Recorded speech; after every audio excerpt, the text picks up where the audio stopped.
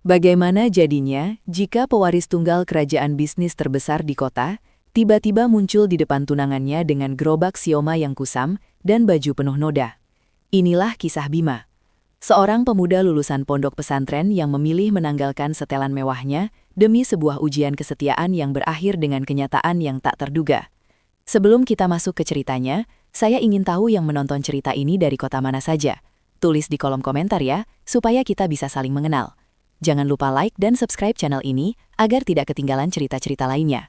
Bima akhirnya kembali ke Surabaya setelah bertahun-tahun tinggal di pesantren Hidayatullah untuk menimba ilmu agama. Sebagai anak tunggal dari almarhum Pak Subiakto, ia kini memegang jabatan penting sebagai pimpinan di Subiakto Corp, sebuah perusahaan properti besar yang memiliki banyak gedung perkantoran di pusat kota Surabaya. Meskipun sekarang ia hidup bergelimang harta dan memiliki kekuasaan besar, Bima merasa hatinya tidak tenang. Selama di pesantren, ia selalu diajarkan bahwa nilai seorang manusia dilihat dari kebaikan hatinya, bukan dari apa yang ia miliki. Namun di Surabaya, ia merasakan hal yang sangat berbeda. Semua orang di sekelilingnya bersikap sangat hormat dan selalu memujinya, tapi ia sadar itu semua hanya karena jabatan dan uangnya saja. Setiap kali ia menghadiri acara pertemuan bisnis atau makan malam di restoran mewah, ia merasa senyuman orang-orang di sana tidak ada yang tulus. Hal yang paling mengganggu pikirannya adalah hubungannya dengan Elena, tunangannya yang berasal dari keluarga kaya dan sudah dijodohkan dengannya sejak lama. Elena adalah wanita yang cantik dan selalu tampil mewah dengan barang-barang bermerek dari luar negeri. Namun, Bima merasa Elena tidak benar-benar mengenal sisi sederhananya sebagai seorang mantan santri. Elena lebih sering membicarakan tentang rencana liburan ke Amerika atau koleksi tas mahalnya daripada bertanya tentang perasaan Bima. Hal ini membuat Bima mulai merasa ragu dan curiga. Ia takut jika suatu saat hartanya hilang, Elena juga akan ikut pergi meninggalkannya. Ia merasa terjebak dalam kehidupan yang penuh dengan kepalsuan, di mana kejujuran dan ketulusan sangat sulit ditemukan di tengah kerasnya persaingan hidup di kota Surabaya yang sangat materialistis ini.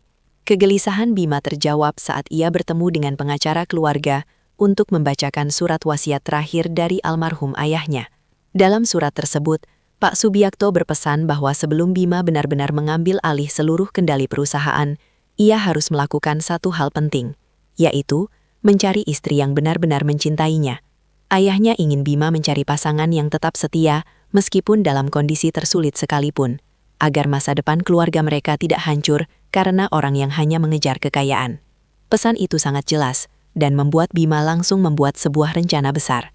Bersama asisten pribadinya, Bima menyebarkan berita bohong bahwa Subiakto Corp sedang mengalami kebangkrutan total karena utang yang sangat menumpuk. Berita ini sengaja dibuat agar terlihat sangat nyata di mata publik, termasuk di mata keluarga Elena. Setelah rencana itu berjalan, Bima segera meninggalkan kantornya yang mewah dan apartemennya di pusat Surabaya.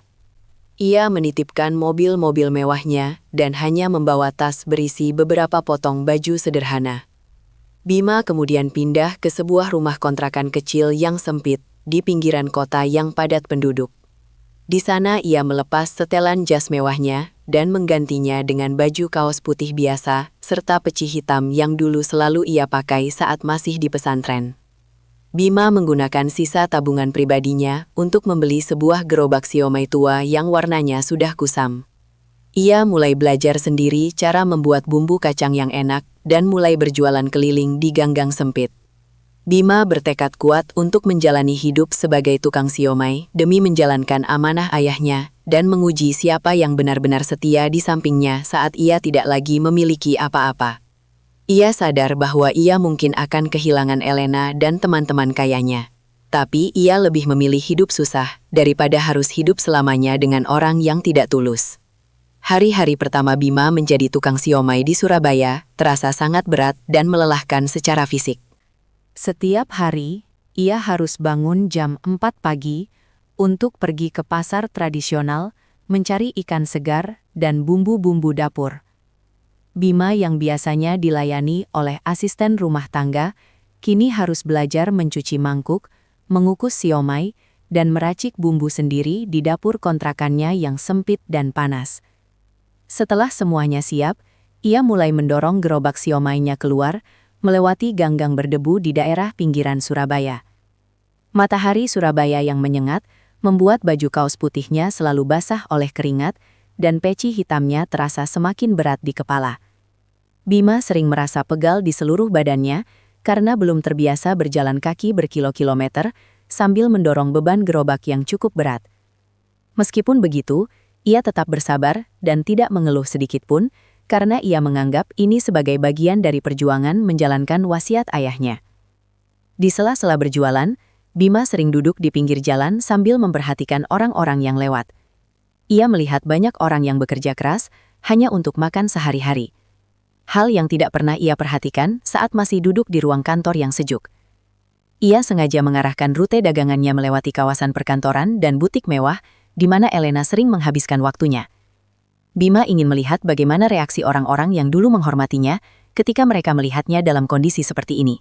Di hari ketiga berjualan, Bima mulai mendapatkan beberapa pelanggan dari kalangan kuli bangunan dan tukang ojek, yang merasa siomenya cukup enak dan harganya terjangkau. Meskipun penghasilannya sangat kecil, Bima merasa ada kepuasan tersendiri ketika melihat orang lain menikmati makanan yang ia buat dengan tangannya sendiri. Ia terus menguatkan hatinya untuk tidak menyerah, meskipun rasa lelah terkadang membuatnya ingin berhenti dan kembali ke kehidupan lamanya yang serba mudah. Kejadian yang ditunggu-tunggu Bima akhirnya terjadi pada sore hari yang mendung di depan sebuah butik terkenal di pusat kota. Saat itu, Bima sedang berhenti untuk melayani seorang pembeli. Tiba-tiba, sebuah mobil mewah berhenti tepat di depan gerobaknya. Pintu mobil terbuka dan Elena keluar dengan penampilan yang sangat rapi dan elegan. Begitu Elena melihat ke arah gerobak siomay itu, matanya langsung tertuju pada sosok pria yang sedang memotong siomay ke dalam mangkuk. Bima sengaja tersenyum dan menyapanya dengan ramah. "Selamat sore, Elena." Seketika itu juga wajah Elena berubah menjadi sangat merah karena malu dan marah. Ia melihat sekeliling dengan panik, takut ada teman-temannya yang melihatnya sedang disapa oleh seorang tukang siomay. Elena mendekat dengan langkah cepat dan berbisik dengan nada yang sangat tajam agar tidak didengar oleh orang lain. Memaki Bima karena dianggap telah mempermalukan nama baiknya dan nama baik keluarga mereka dengan berjualan siomay di tempat umum. Elena tidak mau mendengarkan penjelasan Bima yang mengaku sedang mencoba bertahan hidup setelah perusahaannya bangkrut. Baginya, melihat tunangannya menjadi tukang siomay adalah sebuah hinaan besar yang tidak bisa ia terima dalam kehidupan sosialnya. Elena bahkan menolak saat Bima menawarkan semangkuk siomay kepadanya secara gratis. Ia langsung berbalik badan dan masuk kembali ke dalam mobilnya tanpa memperdulikan perasaan Bima. Dari kejauhan, Bima melihat Elena segera menelepon seseorang yang kemudian ia ketahui adalah Danu, pria yang memang sudah lama mengincar posisi Bima di hati Elena. Bima merasa sedih melihat reaksi Elena. Namun di sisi lain, ia mulai mendapatkan jawaban yang ia cari selama ini. Ia menyadari bahwa cinta Elena ternyata hanya sebatas harta dan status sosial saja. Meskipun hatinya terasa perih, Bima kembali mendorong gerobaknya dengan kepala tegak. Ia sadar bahwa ujian ini baru saja dimulai, dan masih banyak hal yang harus ia hadapi untuk membuktikan siapa saja orang yang benar-benar layak berada di sampingnya di masa depan nanti. Kabar mengenai bangkrutnya Subiakto Corp segera menjadi topik panas di kalangan pengusaha dan sosialitas Surabaya, membuat posisi Bima sebagai ahli waris tunggal langsung berubah drastis di mata mereka. Hal ini dimanfaatkan dengan sangat cepat oleh Danu, seorang pengusaha muda ambisius yang selama ini selalu merasa kalah bersaing dengan Bima dalam hal bisnis maupun pergaulan. Danu yang memang sudah lama menyimpan perasaan pada Elena, melihat ini sebagai kesempatan emas untuk masuk dan menggantikan posisi Bima. Tanpa membuang waktu, Danu mulai sering menghubungi Elena, menawarkan bantuan, dan mengajaknya pergi ke tempat-tempat mewah, hanya untuk membuktikan bahwa dialah yang sekarang memiliki kekuatan finansial. Elena yang awalnya merasa sangat terpukul dan malu karena tunangannya mendadak menjadi jatuh miskin, merasa sangat terbantu dengan kehadiran Danu yang selalu memanjakannya dengan kemewahan. Di mata Elena, Danu adalah penyelamat harga dirinya agar ia tetap bisa dipandang terhormat di lingkungan pergaulannya yang sangat mementingkan kekayaan. Mereka berdua mulai sering terlihat makan siang di restoran Bintang 5 di pusat Surabaya, membicarakan masa depan yang seolah-olah sudah tidak melibatkan Bima lagi. Danu dengan sengaja terus menghasut Elena dengan mengatakan bahwa Bima adalah pria yang tidak punya harga diri, karena lebih memilih menjadi tukang siomay daripada berusaha membangun kembali bisnis keluarganya. Elena yang memang sangat memedulikan gengsi dan status sosial dengan mudah termakan oleh kata-kata manis Danu. Hingga akhirnya ia mulai mengabaikan semua pesan dan telepon dari Bima. Baginya, komitmen pertunangan yang dulu mereka bangun kini sudah tidak ada harganya lagi. Sejak Bima kehilangan seluruh asetnya dan memilih hidup di jalanan yang berdebu sebagai penjual makanan keliling, Elena merasa bahwa ia berhak mendapatkan pasangan yang bisa menjamin gaya hidupnya yang mahal. Dan Danu adalah sosok yang paling pas untuk memenuhi ambisinya tersebut tanpa harus merasa malu saat berkumpul dengan teman-teman sosialitanya yang sombong. Di sisi lain, Bima sebenarnya mengetahui semua pergerakan Elena dan Danu melalui laporan singkat yang ia terima secara berkala dari asisten pribadinya yang tetap memantau dari kejauhan. Meskipun hatinya terasa sedikit kecewa melihat betapa cepatnya Elena berpaling kepada pria lain, Bima memilih untuk tetap tenang dan fokus menjalankan rencananya sendiri, sesuai dengan didikan pesantren yang mengajarkannya untuk tidak mudah terbawa emosi. Ia tetap mendorong gerobak siomainya setiap hari melewati kemacetan dan panasnya jalanan Surabaya sambil sesekali beristirahat di bawah pohon rindang untuk mengamati orang-orang di sekitarnya. Bima merasa bahwa ujian ini semakin menunjukkan hasil yang nyata tentang siapa sebenarnya Elena dan bagaimana cara ia memandang sebuah hubungan yang seharusnya didasari oleh ketulusan, bukan sekedar harta benda. Sementara itu, Danu yang merasa sudah berhasil memenangkan hati Elena ingin melakukan sesuatu yang lebih ekstrim untuk benar-benar menghancurkan harga diri Bima di depan publik. Danu terus memprovokasi Elena agar mereka mendatangi tempat jualan Bima secara sengaja dengan tujuan untuk menghina dan menunjukkan bahwa tingkat sosial mereka sekarang sudah terpaut sangat jauh. Elena yang sudah benar-benar terpengaruh oleh ego dan rasa malu, akhirnya setuju dengan ide licik Danu tersebut karena ia ingin memutuskan hubungan dengan Bima secara kasar agar Bima tidak pernah berani mendekatinya lagi.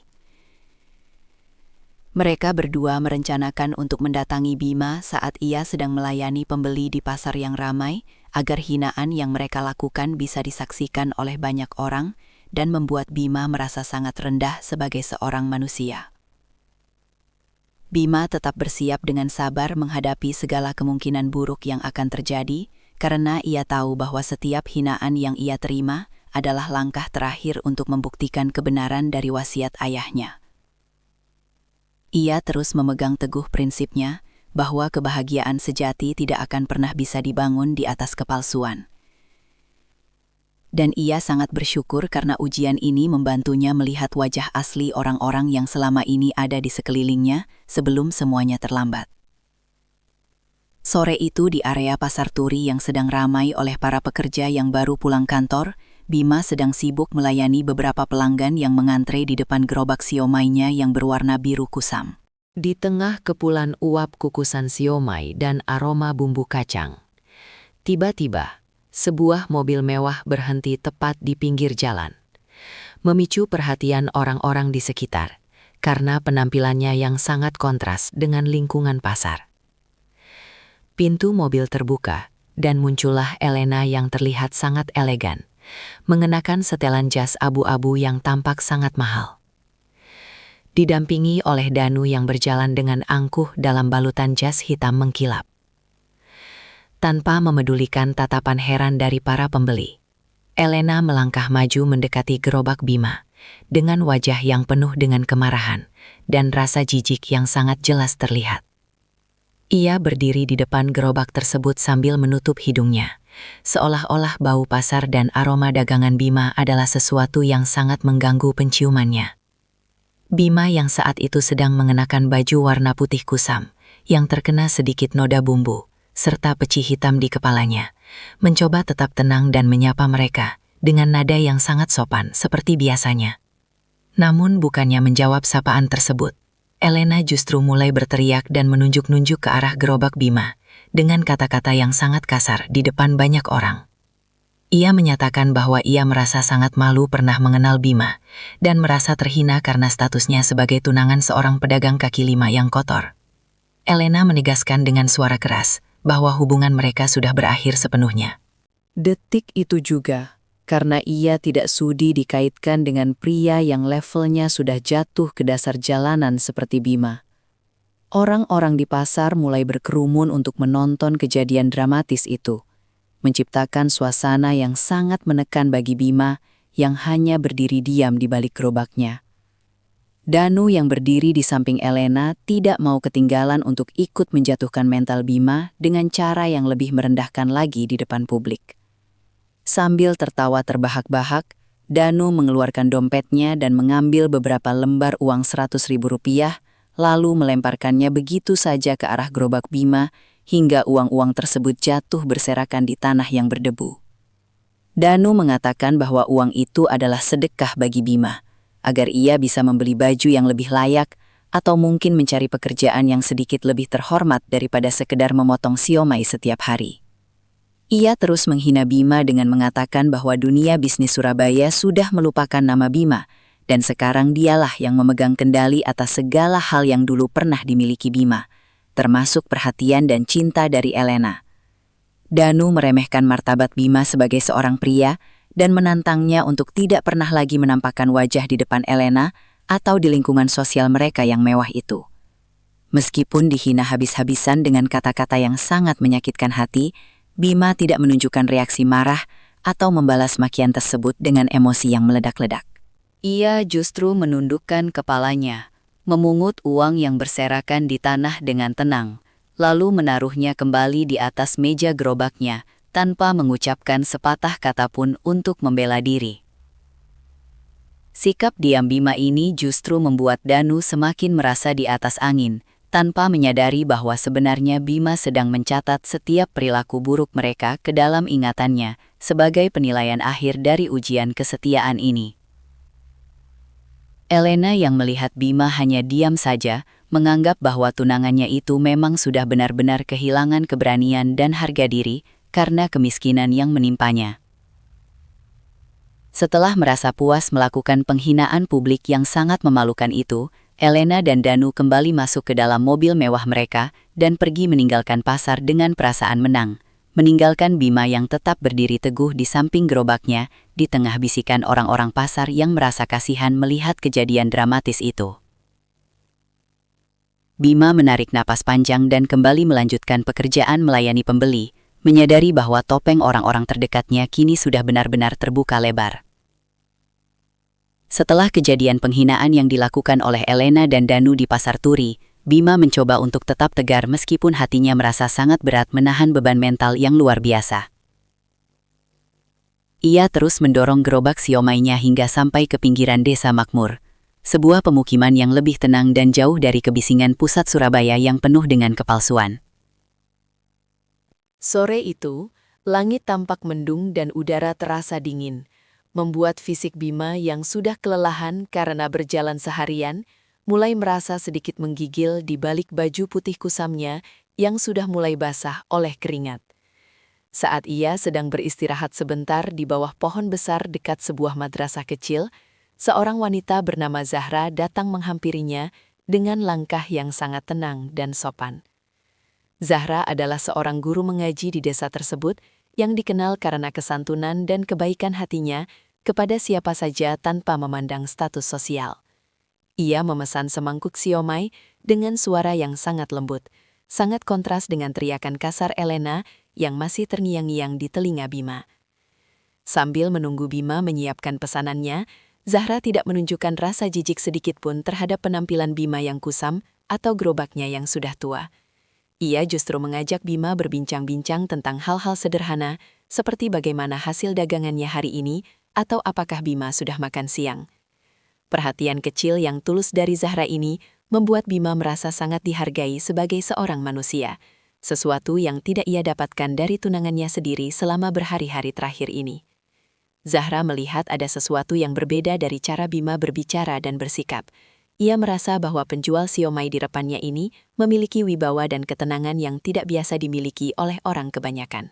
Bima merasa sangat nyaman berbincang dengan Zahra, karena wanita ini tidak pernah bertanya tentang berapa banyak uang yang ia hasilkan, melainkan lebih banyak memberikan nasihat-nasihat tentang pentingnya rasa syukur dan kesabaran dalam menghadapi setiap ujian hidup yang datang dari Tuhan.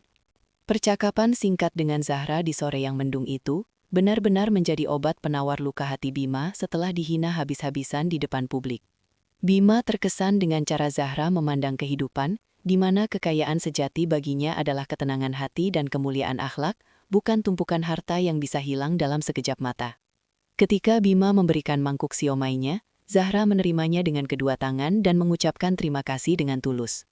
Sebuah gestur sederhana yang membuat Bima merasa dihormati kembali setelah sebelumnya harga dirinya diinjak-injak di tengah pasar. Zahra bahkan sempat memberikan sebuah buku kecil tentang kumpulan doa dan motivasi Islami kepada Bima, sambil berkata bahwa setiap kesulitan pasti akan dibarengi dengan kemudahan jika dijalani dengan ikhlas.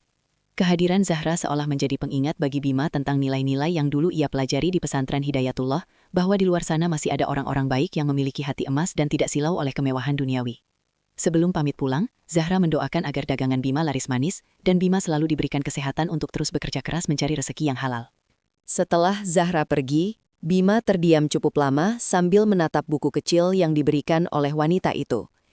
Ia merasa tenaganya seolah pulih kembali dan semangatnya untuk menyelesaikan ujian ini menjadi semakin kuat. Ia menyadari bahwa pertemuannya dengan Zahra bukan sekadar kebetulan, melainkan cara Tuhan untuk menunjukkan bahwa ia tidak sendirian dan masih ada harapan untuk menemukan kebahagiaan yang sesungguhnya. Bima kembali mendorong gerobaknya dengan perasaan yang jauh lebih ringan. Ia mulai melihat bahwa di balik pengkhianatan Elena yang menyakitkan, ada rencana lain yang jauh lebih indah yang sedang menantinya di ujung jalan. Ia bertekad untuk tetap bersabar menjalani sisa hari-harinya sebagai tukang siomay. Karena kini ia tahu bahwa ada orang seperti Zahra yang bisa menghargai ketulusannya tanpa perlu melihat seberapa tebal dompet yang ia miliki di saku celananya. Beberapa minggu setelah pertemuan emosionalnya dengan Zahra, Bima terus menjalani rutinitasnya sebagai penjual siomay keliling dengan penuh kesabaran di pinggiran Surabaya. Meskipun fisiknya semakin kurus karena beban kerja yang berat, ketenangan batinnya justru semakin kuat berkat kedekatannya dengan lingkungan warga di desa makmur yang sangat ramah. Namun, ketenangan itu terusik ketika suatu sore sebuah mobil mewah kembali berhenti di dekat gerobaknya saat ia sedang melayani pelanggan. Kali ini, Danu turun sendirian dengan gaya yang sangat angkuh, mengenakan kacamata hitam dan pakaian bermerek yang harganya mungkin setara dengan pendapatan Bima selama bertahun-tahun berjualan siomay. Tanpa rasa bersalah, Danu melemparkan sebuah kartu undangan berwarna emas yang sangat mewah ke atas meja gerobak Bima yang berminyak. Danu mengatakan dengan nada mengejek bahwa Elena akan segera meresmikan hubungannya dalam sebuah pesta pertunangan megah yang akan diadakan di Hotel Royal Crystal, sebuah hotel bintang 5 paling eksklusif di Surabaya yang dikenal hanya bisa dimasuki oleh kalangan jet set. Danu dengan sengaja mengundang Bima karena ia ingin Bima menyaksikan sendiri betapa jauhnya perbedaan level kehidupan mereka sekarang dan agar Bima benar-benar sadar bahwa ia telah kalah dalam segala hal. Danu tertawa melihat Bima yang hanya mengenakan baju warna putih yang sudah mulai kusam dan celana kain yang warnanya sudah pudar. Sebelum pergi, Danu sempat mengancam agar Bima datang dengan pakaian yang paling bagus yang ia miliki agar tidak terlalu mempermalukan diri sendiri saat berdiri di depan pintu hotel nanti. Bima hanya menatap undangan mewah itu dengan tenang tanpa membalas sedikit pun hinaan Danu. Di dalam hatinya, Bima menyadari bahwa ini adalah momen yang ia tunggu-tunggu. Sebuah puncak dari ujian yang telah ia jalani selama berbulan-bulan, untuk membuktikan wasiat ayahnya secara tuntas di hadapan semua orang. Setelah Danu pergi, Bima membawa undangan emas itu kembali ke rumah kontrakannya yang sempit, untuk merenungkan langkah selanjutnya yang akan ia ambil. Ia membuka undangan tersebut dan melihat bahwa pesta pertunangan itu akan dilaksanakan di Hotel Royal Crystal, yang ironisnya adalah salah satu aset properti terbesar di bawah naungan Subiakto Corp, yang sebenarnya masih ia miliki sepenuhnya secara rahasia. Bima merasa ini adalah waktu yang tepat untuk mengakhiri sandiwaranya dan menunjukkan kebenaran yang sesungguhnya kepada Elena dan Danu di tempat kekuasaannya sendiri. Ia segera menghubungi asisten pribadinya melalui sambungan telepon rahasia untuk memberikan instruksi khusus terkait pengamanan dan protokol di hotel tersebut pada malam acara berlangsung. Memastikan bahwa seluruh staf hotel akan berada di bawah kendalinya tanpa sepengetahuan tamu undangan. Bima juga mulai menyiapkan pakaian cadangan yang ia simpan di dalam koper rahasianya. Namun ia memutuskan untuk tetap datang dengan pakaian yang sangat sederhana di awal acara, agar ia bisa melihat bagaimana perlakuan orang-orang terhadapnya untuk terakhir kalinya sebelum identitasnya terbongkar. Di sisi lain, Bima juga sempat berpamitan kepada Zahra dan warga desa lainnya, mengatakan bahwa ia mungkin akan pergi selama beberapa hari untuk mengurus urusan keluarga yang sangat penting. Zahra yang melihat kegigihan Bima hanya bisa memberikan doa terbaik, tanpa menyadari bahwa penjual siomay yang sering ia beli dagangannya itu adalah pemilik sah dari gedung megah tempat pesta tersebut diadakan. Bima merasa ada sedikit rasa sedih, karena harus meninggalkan peran sederhananya sebagai tukang siomay. karena di jalanan inilah ia menemukan arti ketulusan yang sesungguhnya, yang tidak pernah ia temukan di balik jas mahalnya. Dengan tekad yang bulat, Bima mempersiapkan mentalnya untuk menghadapi malam yang akan mengubah hidupnya selamanya. Ia tahu bahwa malam pertunangan itu tidak akan berakhir seperti yang dibayangkan oleh Elena dan Danu, melainkan akan menjadi sebuah pengadilan moral, di mana setiap orang akan mendapatkan balasan sesuai dengan perbuatan dan niat mereka masing-masing. Bima menutup undangan itu dengan rapat. Ia sudah siap untuk memberikan kejutan terbesar yang pernah disaksikan oleh kalangan elit bisnis Surabaya di Hotel Royal Crystal. Malam yang dinanti-nantikan oleh Elena dan Danu akhirnya tiba di Hotel Royal Crystal. Sebuah gedung megah yang lampunya berpijar terang di pusat kota Surabaya. Bima datang dengan langkah yang tenang, meskipun ia hanya mengenakan kemeja putih sederhana dan celana kain yang tampak sudah sering dicuci. Sangat kontras dengan tamu undangan lainnya yang mengenakan gaun malam dan jas mewah seharga puluhan juta. Saat ia melangkah masuk lobi hotel, para petugas keamanan yang awalnya ingin menghadangnya, tiba-tiba terdiam setelah melihat sebuah kode rahasia di ponsel Bima, dan mereka pun segera membukakan pintu dengan wajah yang penuh rasa hormat, namun tetap berusaha terlihat biasa saja, sesuai instruksi. Di dalam ballroom yang sangat luas dan penuh dengan dekorasi bunga-bunga mahal, Bima berdiri di sudut ruangan yang remang-remang, mengamati Elena yang tampak sangat bahagia, mengenakan gaun berwarna perak di samping Danu, yang terus memamerkan kemewahannya kepada setiap tamu yang datang.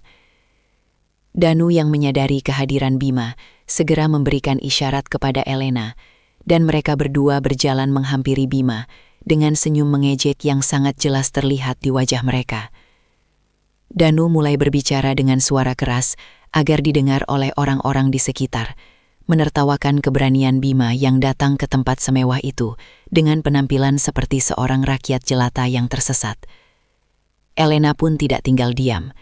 Ia menatap Bima dengan tatapan penuh kebencian dan meminta Bima untuk segera pergi, sebelum ia benar-benar merasa malu di depan seluruh teman-teman sosialitanya. Ia mengatakan bahwa kehadiran Bima di pesta itu hanyalah sebuah noda hitam dalam momen terindah hidupnya, dan ia menyesal pernah mengenal pria yang hanya berakhir menjadi seorang tukang siomay yang menyedihkan. Bima hanya mendengarkan setiap kata hinaan itu tanpa membalas sedikit pun. Ia membiarkan mereka mengeluarkan semua rasa sombongnya di hadapan para tamu undangan yang kini mulai berbisik-bisik membicarakan sosok pria sederhana yang berani muncul di pesta elit tersebut. Puncak dari penghinaan itu terjadi ketika manajer utama Hotel Royal Crystal berjalan masuk ke tengah ruangan dengan wajah yang sangat serius, diikuti oleh jajaran direksi perusahaan Subiakto Corp.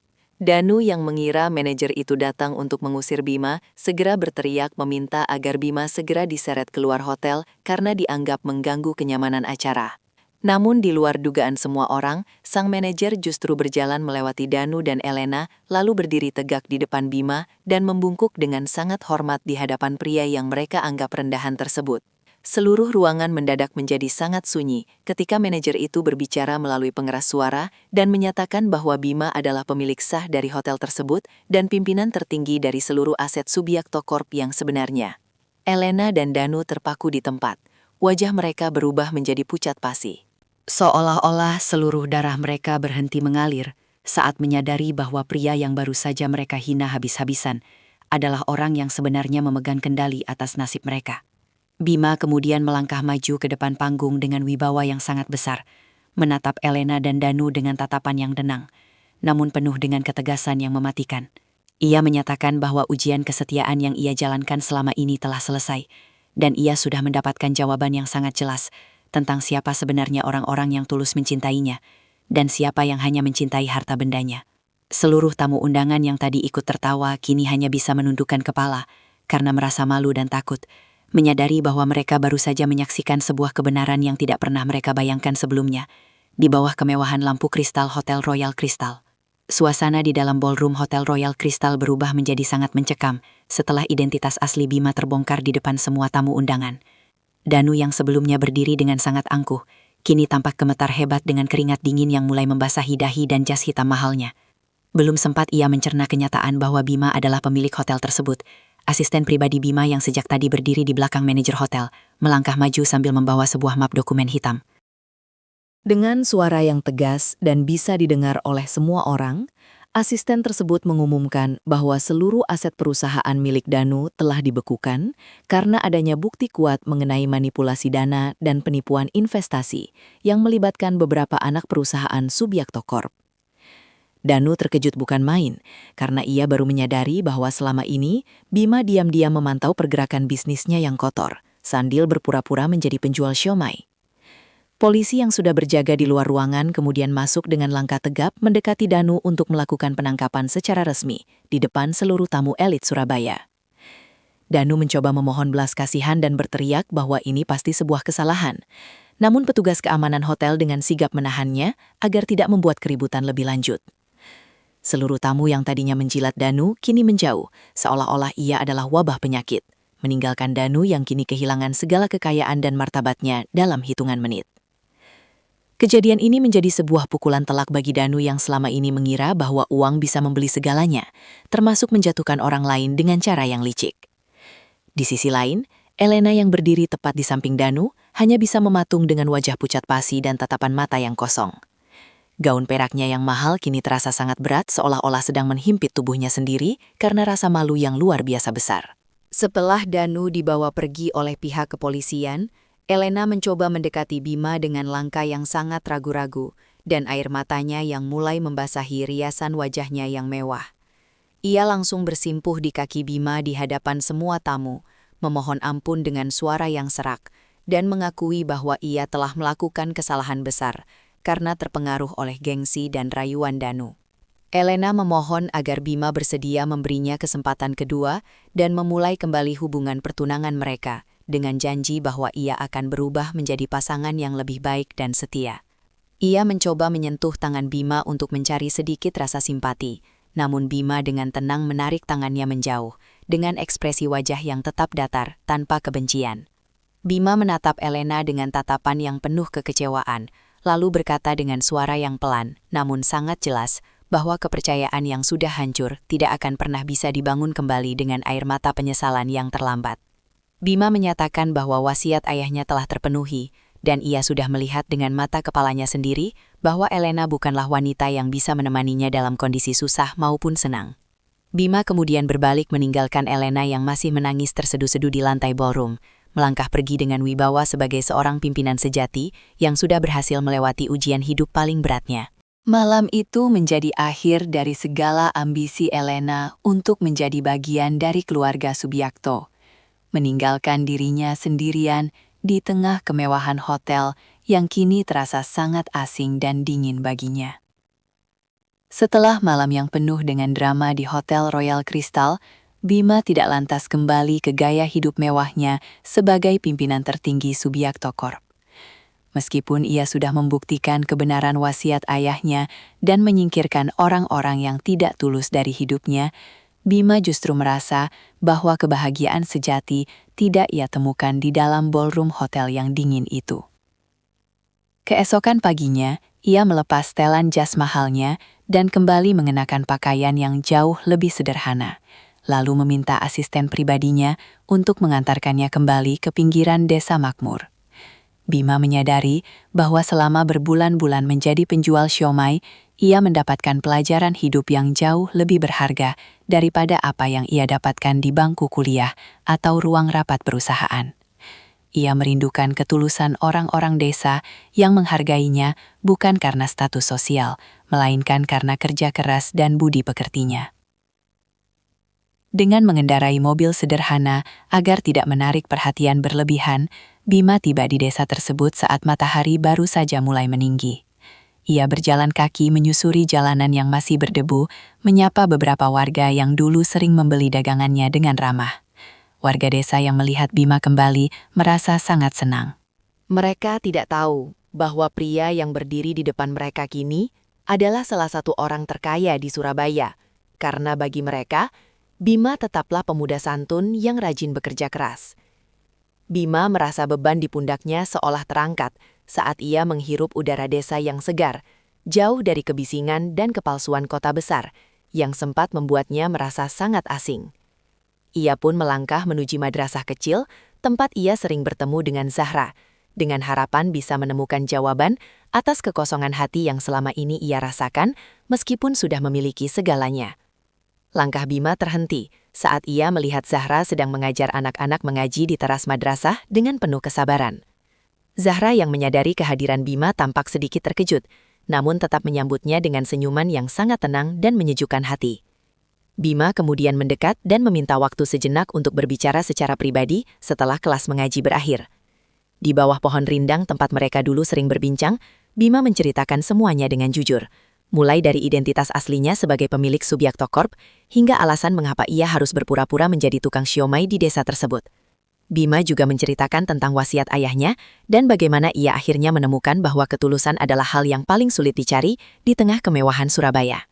Zahra mendengarkan cerita Bima dengan tenang, tanpa menunjukkan rasa silau sedikit pun terhadap kekayaan yang dimiliki Bima. Baginya, Bima tetaplah pemuda yang pernah memberinya nasihat baik dan memiliki tekad yang kuat dalam mencari rezeki yang halal. Bima kemudian mengungkapkan niatnya untuk mulai mengelola kekayaannya dengan cara yang lebih bermanfaat, seperti membangun fasilitas pendidikan dan kesehatan bagi masyarakat di desa makmur, serta daerah terpencil lainnya. Bima menyadari bahwa ia ingin menghabiskan sisa hidupnya bersama seseorang yang bisa mengingatkannya untuk selalu tetap membumi, dan ia merasa Zahra adalah orang yang tepat untuk itu. Zahra hanya tersenyum lembut dan berkata bahwa segala kemuliaan hanya milik Tuhan, dan ia sangat menghargai niat baik Bima untuk menggunakan hartanya demi kepentingan orang banyak. Pertemuan itu memberikan rasa damai yang luar biasa bagi Bima. Ia merasa telah menemukan kembali jati dirinya yang sempat hilang di balik gemerlapnya gedung pencakar langit. Kini, Bima tidak lagi merasa terbebani oleh harta warisannya, karena ia sudah tahu kemana arah hidupnya yang sebenarnya dan dengan siapa ia ingin berbahagiaan yang sesungguhnya. Beberapa bulan setelah Bima mengungkapkan jati dirinya yang sebenarnya, suasana di desa makmur mulai mengalami perubahan yang sangat positif, namun tetap mempertahankan kesederhanaannya. Bima memutuskan untuk menetap lebih lama di desa tersebut dan secara resmi melamar Zahra di hadapan keluarga dan tokoh masyarakat setempat, dengan prosesi yang sangat bersahaja, tanpa pesta mewah yang berlebihan seperti yang pernah direncanakan bersama Elena dulu. Meskipun Bima kini kembali mengelola Subiakto Corp dari kantor pusatnya di Surabaya, ia membagi waktunya dengan bijak agar tetap bisa berkontribusi langsung pada pembangunan di desa. Ia mendirikan sebuah yayasan pendidikan yang berfokus pada pengembangan akhlak dan keterampilan bagi anak-anak kurang mampu yang dikelola langsung oleh Zahra sebagai wujud pengabdian mereka kepada masyarakat. Bima juga membangun sebuah pasar tradisional yang modern dan bersih di pinggiran desa agar para pedagang kecil seperti dirinya dulu bisa berjualan dengan lebih layak tanpa harus kepanasan atau kehujanan di pinggir jalan. Setiap kali ia berkunjung ke proyek pembangunannya, Bima tidak pernah mengenakan setelan jas mewah.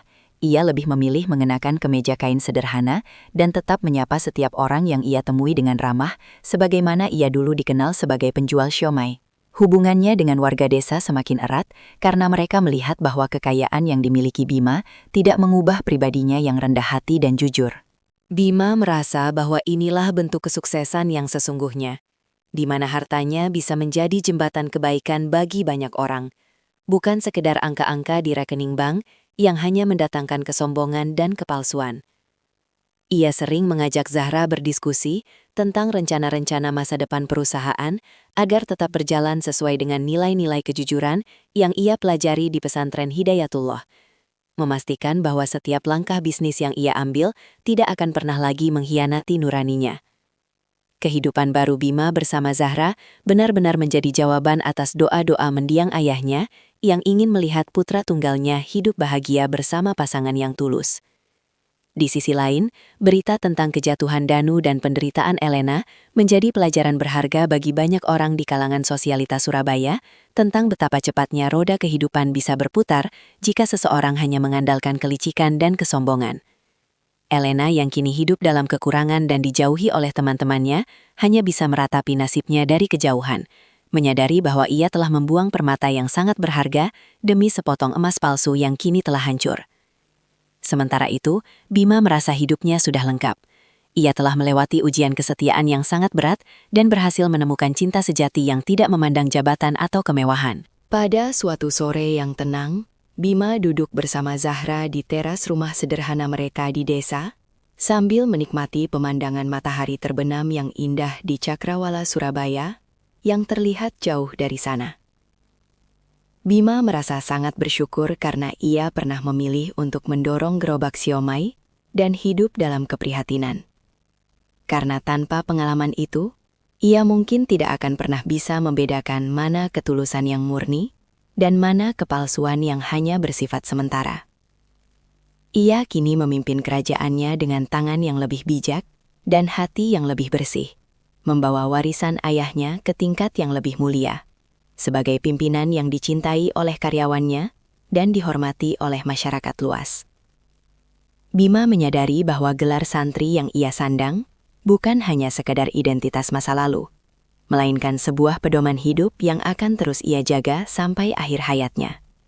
Membuktikan bahwa seorang pengusaha besar pun bisa tetap membumi dan hidup dengan penuh keberkahan di samping orang yang benar-benar mencintainya apa adanya. Kisah ini mengajarkan kita bahwa harga diri seorang manusia tidak ditentukan oleh seberapa tinggi jabatan atau seberapa banyak harta yang ia miliki, melainkan dari ketulusan hati dan kemuliaan akhlaknya. Kejayaan materi bisa hilang dalam sekejap, namun integritas dan sifat rendah hati akan selalu menjaga martabat seseorang dalam situasi apapun.